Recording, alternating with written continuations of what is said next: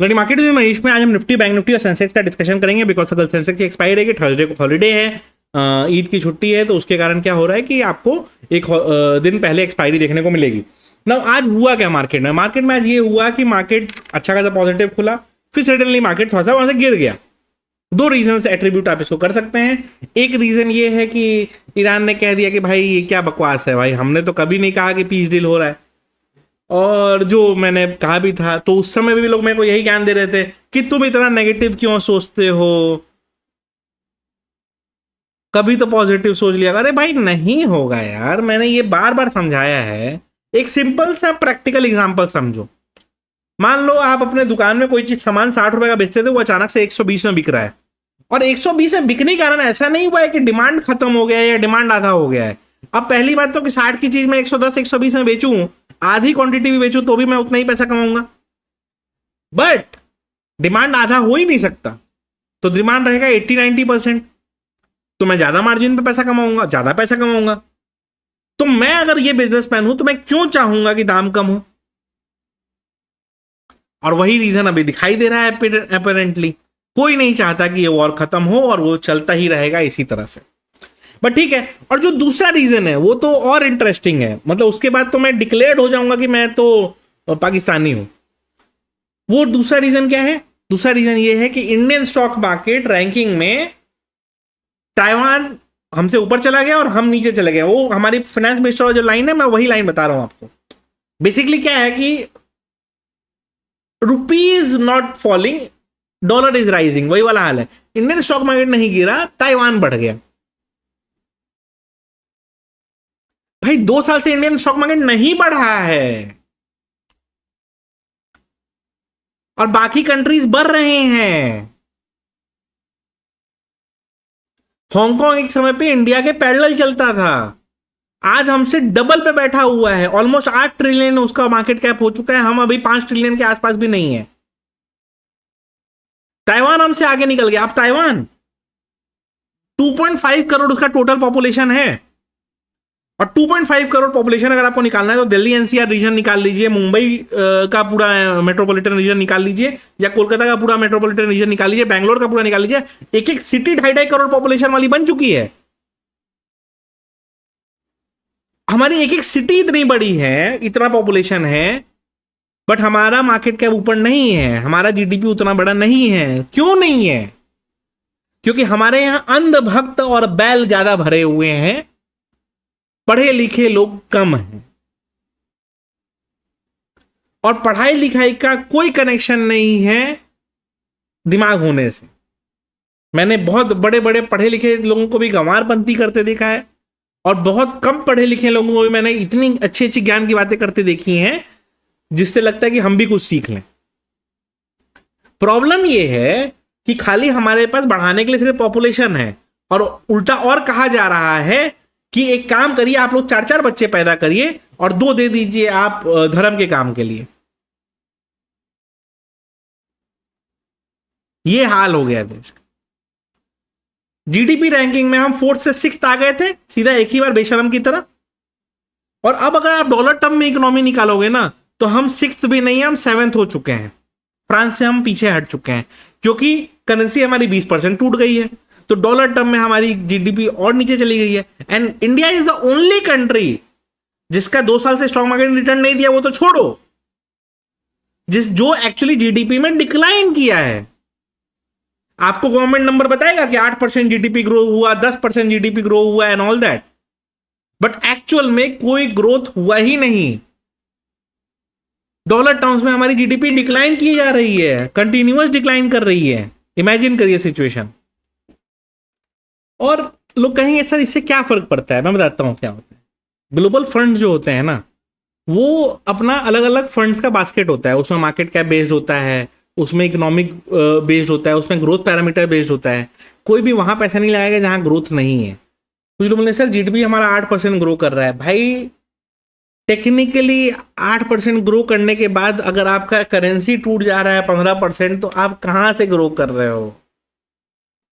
आप मेजरमेंट बांग्लादेश और पाकिस्तान को रख के करोगे कि मेजर इकोनॉमी को रख के करोगे? प्रॉब्लम यही है कि प्रॉब्लम जब आएगा तो कंपेयर करो पाकिस्तान और बांग्लादेश से। जब टैक्स लेना होगा तो कंपेयर करो अमेरिका से, कनाडा से और यूरोप से। जब मैं कहूं कि इंडिया में टैक्स ज्यादा है तो लोग बोलेंगे आओ ना यूरोप में, देखो ना यहाँ 50% टैक्स लगता है। अरे बेशर्मो, कभी यूरोप गए हो? वहां 50 नहीं में से 70% ले ले, मैं दे दूंगा टैक्स वहां पे, क्योंकि वहां पे गवर्नमेंट कितना कुछ करता है अपने सिटीजन्स के लिए। हमारे यहाँ क्या करता है सिटीजन्स के लिए? हमारे यहाँ सिटीजन्स को खाली बेवकूफ भक्त बना के रखा हुआ है। अब कुछ लोग बोलेंगे भगवा तो तुमने भी पहना है।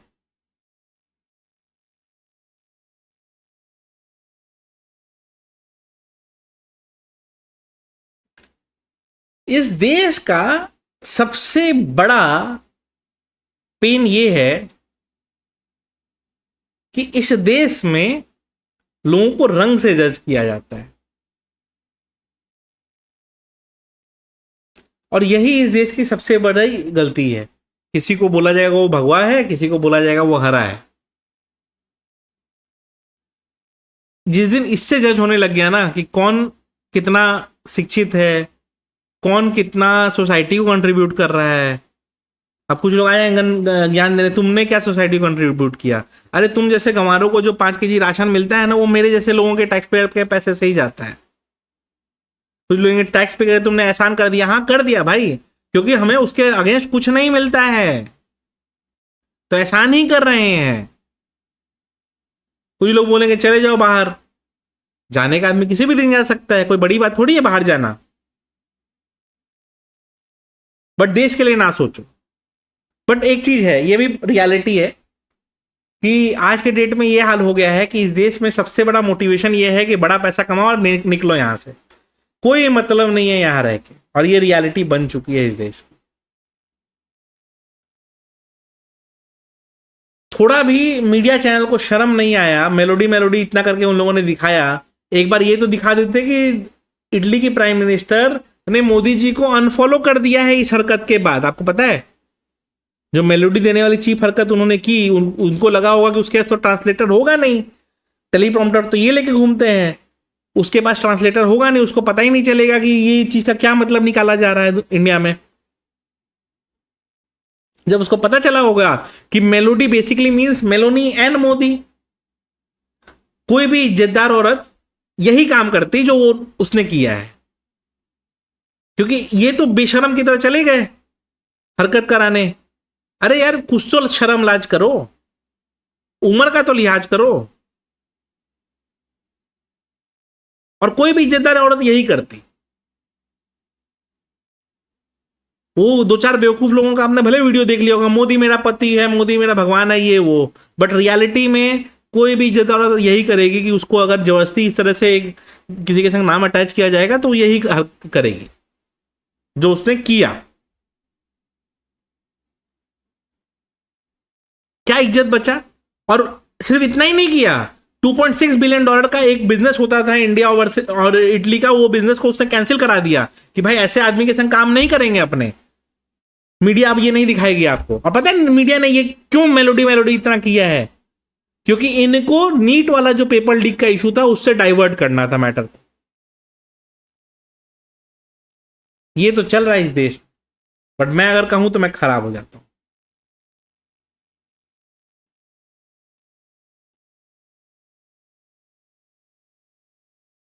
इंटरनेशनल बेइज्जती का भी एक लिमिट पार हो चुका है। थाईलैंड जैसी छोटी सी कंट्री जिसका इकोनॉमी पूरा टूरिज्म पे बैठा हुआ है, उसने इंडियंस को वीजा ऑन अराइवल पे डाल दिया है। मतलब इंडिया का फ्री वीजा वाला जो सिस्टम था खत्म कर दिया उसने। इमेजिन करो, इंडिया जैसी कंट्री को वीजा ऑन अराइवल में डाल दिया, जहां से उसका ऑलमोस्ट समझ लो 40% टूरिज्म जाता था, क्योंकि उसका कहना है हमको चाहिए ही नहीं ऐसे लोग। इतनी तो हमारी बेइज्जती होकर रखी है वहां पे। कितनी सारी कंट्रीज ऐसी हैं, इंडियंस लैंड करते हैं ना तो 100 क्वेश्चन एक्स्ट्रा पूछते हैं। ये तो हमने इज्जत बनाया है, और हम विश्व गुरु बन रहे थे। घंटा गुरु हैं भाई हम लोग, घंटा गुरु। जिसको मन आता है वो हमारा घंटा बजा के चला जाता है देश का। अमेरिका बोलता है उठो तो उठते हैं, बैठो तो बैठते हैं। वो बोलेगा सुसाइड करो तो सुसाइड करेंगे। ये सब बोलते हैं हम फॉरेन ट्रेड रोको, फॉरेन ट्रेड रोको, बाहर पैसा जा रहा है। आप $500 बिलियन कमिट करके आ गए कि यूएस से खरीदेंगे हम, तो क्या खरीदेंगे आप $500 बिलियन का वहां से? पैसा का मतलब आपका और मेरा पैसा का तो कोई वैल्यू ही नहीं बचा ना, कि अमेरिका से महंगी चीज खरीद के लाओ और यहाँ पे बेचो, ये तो हाल हो गया है।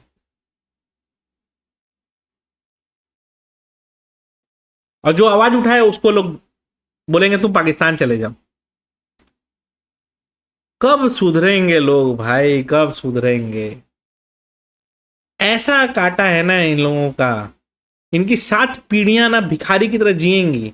जो लोगों को आज नहीं समझ में आ रहा है ना, उनकी 7 पीढ़ियां भिखारी की तरह जिएंगी और वो भिखारी ही रह जाएंगे।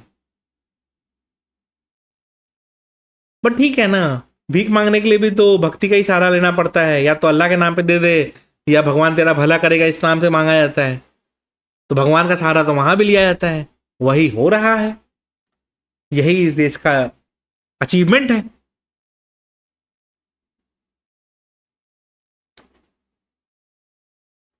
देश को खाली हिंदू मुस्लिम करके बर्बाद कर दिया गया।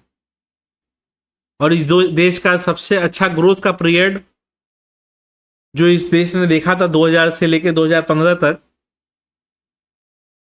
वो सारा मेहनत को ये लास्ट 10 साल में, जब से 2017 में एब्स्टीन हुआ, उसके बाद से उसको बस नेगेटिव ही किया जा रहा है और आगे चल के और नेगेटिव होता जाएगा।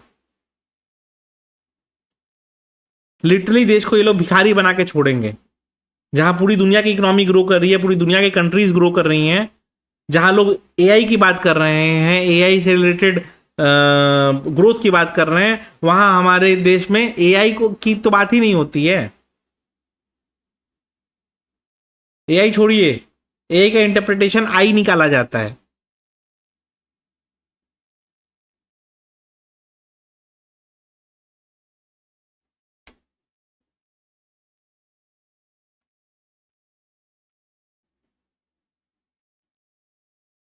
और मैं सच बताऊं, इसकी गलती ना नेताओं की नहीं है, बीजेपी की नहीं है, पॉलिटिशियंस की नहीं है, जो टॉप पे बैठे हैं उनकी नहीं है। इसकी गलती उन लोगों की है जो बोलते हैं कि मेरा बाप है, मेरा ये है, मेरा वो है। पेट्रोल डीजल 500 हो जाएगा तो भी खरीद लेंगे। शर्म आता है? 5 रुपए का पेट्रोल खरीदने का औकात नहीं, एक तो हेलमेट ढंग का खरीदने का औकात नहीं, 500 हो जाएगा पेट्रोल खरीद लेंगे।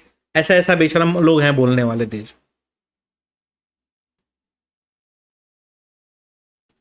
भिखारी जात साले। चलिए स्क्रीन पे चलते हैं, काफी कुछ रहेगा डिस्कस करने को।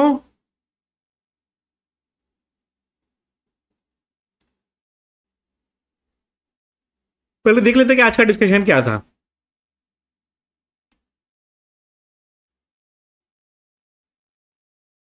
Nifty sustain below 24,000, keep playing stop loss 23,930, 840। Market एक बार के लिए खुला ऊपर की तरफ, ठीक है, साइडवेज रहा, फिर धीरे धीरे टूटते गया। 24,000 जब तोड़ा तो फिर 24,930, फिर उसके बाद 24,880 तक गया। 830 तक, मैंने 840 तक सोचा था, वहां तक नहीं गया, बट 880 तक गया। उसके बाद फिर थोड़ा सा बाउंस कर गया। ये फॉल कब आना चालू हुआ पता है? मैंने उसी समय इमीडिएट जब ये रील डाली,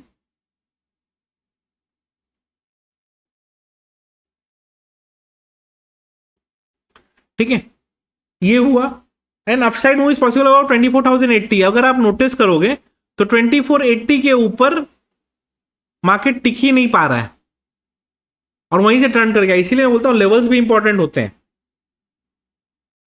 बस क्या है, लोग पूछते हैं कि सर हमको ग्रुप कैसे ज्वाइन करना है। भाई मैंने क्लियर बता के रखा है, नीचे एक लिंक है कॉस्मोफिट का, उसके थ्रू या तो पे करके ज्वाइन कर लो, या फिर लेमन में अकाउंट ओपन करो। जब ट्रेडेड अकाउंट हो जाएगा तो फिर मेल भेजो मेरी टीम को, वो लोग लिंक आपको दे देंगे। सिंपल सा रूल है। टाइम लगता है दूसरे वाले प्रोसेस में, फर्स्ट प्रोसेस में इमीडिएट आप ज्वाइन कर सकते हो, बस यही डिफरेंस है। ये हो गया। अब यहाँ पे क्या है कि अपसाइड मूव इज पॉसिबल हो, तो वो तो हुआ ही नहीं, तो कहाँ से आएगा। बैंक निफ्टी कैसा था कि 55,200 के नीचे टूटता है तो 55,000 तक इजी मूव है। अब ना आप नोटिस करोगे तो इसमें भी यही हुआ है, 55,200 तोड़ा है, 55,000 तक ही इजी मूव आया। उसके बाद मैंने लिखा भी क्या था कि 55,000 के नीचे ये लेवल ओपन होंगे, लेकिन हुआ ही नहीं। और अपसाइड क्या था, 55,400 के ऊपर। नोटिस करो आप, 55,400 के ऊपर मार्केट गया है फर्स्ट कैंडल में, उसके बाद वहां से रिट्रेस करके फिर नीचे, फिर ऊपर गया है, वापस से नीचे।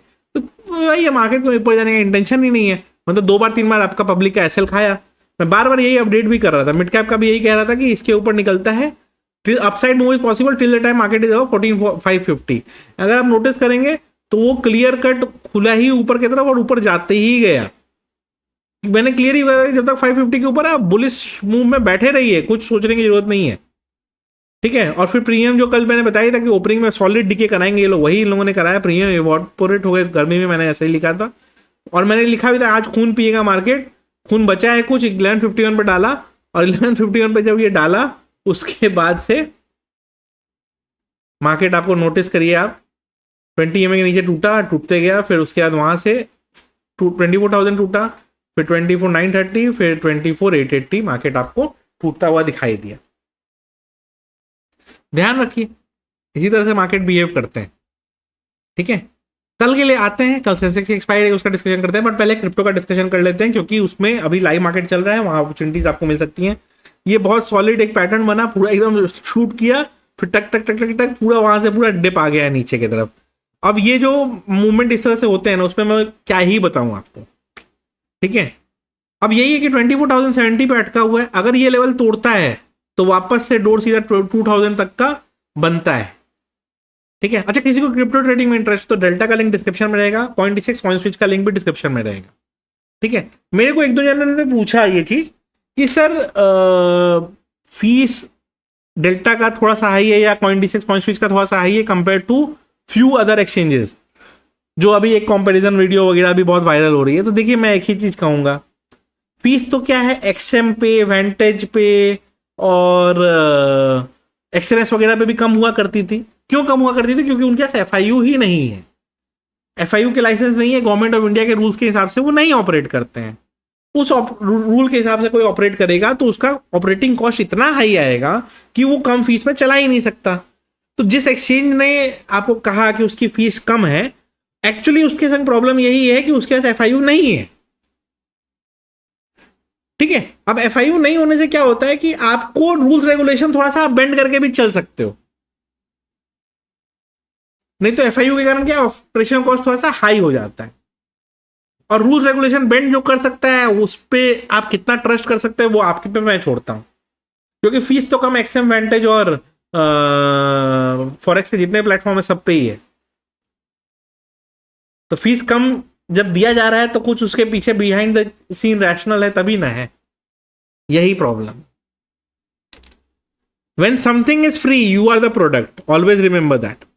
तो बेसिकली आपका कैपिटल जो होता है वही उनका प्रोडक्ट होता है, क्योंकि सीधा आपका कैपिटल ही वाइप आउट होता है, ये ध्यान रखिएगा। और वो पार्ट कहीं भी वो पार्ट ऑर्डर एक्सचेंजेस पे नहीं जा रहे होते हैं या कोई काउंटर पार्टी पे नहीं जा रहा होता है, वो खुद ही काउंटर पार्टी होते हैं जहां पे सारा ऑर्डर हम ही को मिलता है, तो आपका लॉस मतलब मेरा प्रॉफिट। वैसे एक्सचेंजेस में अगर आप काम करना चाहते हैं तो आपके ऊपर है भाई, मेरे पास उसका कोई उपाय नहीं है।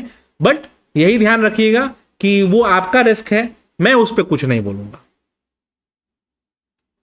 ठीक है।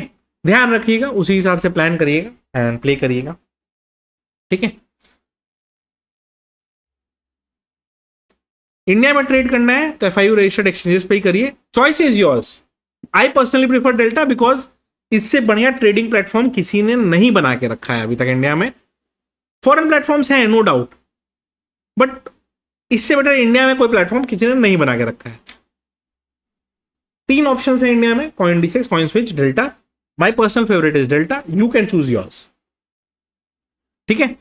सिमिलरली बिटकॉइन में क्या देखना है, 76,200 का लेवल वहीं से बाउंस किया, 76,200 के नीचे टूटता है तो 75,600, फिर 75,000 तक इजी मूव है।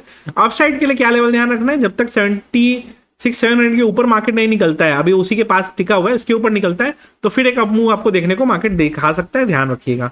सोलाना कैसा है, 84 पे आ चुका है, 85 के ऊपर जब तक नहीं निकलता है बुलिश व्यू मत लीजिएगा इसमें, ठीक है। अब आते हैं अदर एसेट्स में, तो XAU का देख लेते हैं। तो 4550 ये लेवल ध्यान रखिएगा, 4550 के ऊपर निकलता है तो 4580 एंड 4510 के नीचे अगर मार्केट निकलता है तो उसके नीचे क्या रहता है, तो उसके नीचे आपको 4460 4440 की तरफ मार्केट मूव करता हुआ दिखाई दे सकता है, ठीक है। 90 से कल मैंने क्या बोला था, 90 से बाउंस जरूर करेगा, 90 से बाउंस करके अभी 94 तक आ चुका है फिर से। इंटेंशन ही नहीं है उनका कि गिरे भाई प्राइस, जब तक 90 के नीचे ना जाए समझिए ही मत कि कुछ दुनिया में ठीक होने का दिखाई दे रहा है।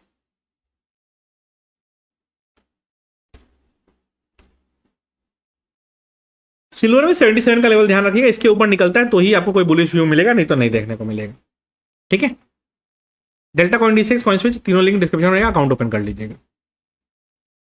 निफ्टी पे आते हैं कल के लेवल से, पहले सेंसेक्स चलते हैं क्योंकि सेंसेक्स की कल एक्सपायरी है, उसको समझना ज़्यादा जरूरी है। एग्जैक्ट 76,000 के पास मार्केट एंड हुआ है, लास्ट टिक 76,075 पे लगा है। ठीक है, अब ऑप्शन चेन में उसके हिसाब से जो डिस्पैरिटी क्रिएट होनी चाहिए थी बहुत बड़ी, नहीं हुई है। यानी कि कल ये प्रीमियम आपको दिखेंगे 260 एंड 250 के आसपास, जो कि 10 पॉइंट का वेरिएशन होता है, वही यहां पे रिफ्लेक्ट कर रहा है। तो प्रीमियम्स हाई है बट स्क्यूड नहीं है। जब प्रीमियम स्क्यूड नहीं होते हैं तो कोई एक डायरेक्शनल बायस नहीं होता है, market is open for both the direction. Current scenario को देखते हुए लगता है कि अगर थोड़ा सा सेलिंग प्रेशर मिला तो अच्छा खासा दिक्कत दे सकता है। अब इसको मैनेज कैसे करें, सिंपल सा रखिए, 76,200 ऊपर में, जब तक इसके ऊपर ना निकले बुलिश व्यू मत लीजिए। ठीक है, 76,000 के नीचे अगर रहता तो 75,700 75,400 तक का डोर ओपन है, दोनों लेवल्स के लिए मेंटली प्रिपेयर रहिए। दिख रहा है डेटा वाइज की मूवमेंट आना चाहिए, आए। निफ्टी बैंक अभी एक्सपायरी हो गई, अब नेक्स्ट एक्सपायरी तो भाई बहुत एक्सपेंसिव प्रीमियम रहेंगे, फिर भी लेवल्स मार्क कर लीजिएगा, 55,000 नीचे में, 55,200 ऊपर में। निफ्टी इसके लिए कल थोड़ा इंपॉर्टेंट डे रहेगा, क्यों? क्योंकि थर्सडे का जो डिके होना है वो भी अभी फैक्टर हो जाएगा और फिर फ्राइडे का एक दिन रह जाएगा, तो उसके हिसाब से देखना होगा आपको। मार्क क्या करना है अपने को, मार्क करना है 23,890 जो आज का लो है। 23,890 के नीचे मार्केट अगर टूटता है तो आपको 23,800 फर्स्ट लेवल, फिर 23,730 सेकंड लेवल आपको मार्केट मूव करता हुआ दिखाई दे सकता है। अपसाइड में मेरा मानना है कि 23,930 वाला ये जो जोन है 20 EMA के ऊपर जब रहेगा ये बुलिश व्यू ही रहेगा। 930 के ऊपर एक्चुअली में 24,000 तक का इजी मूव बनता है, बट 20 EMA के ऊपर अगर है तो आपको एडिशनल कंफर्मेशन मिल जाएगा आपके बुलिश व्यू के लिए। तो दोनों लेवल्स के लिए मार्केट ओपन है, अपना प्लान करिए, प्ले करिए और वीडियो को एंजॉय करिए। वीडियो अच्छी लगी हो तो लाइक जरूर कर दीजिएगा।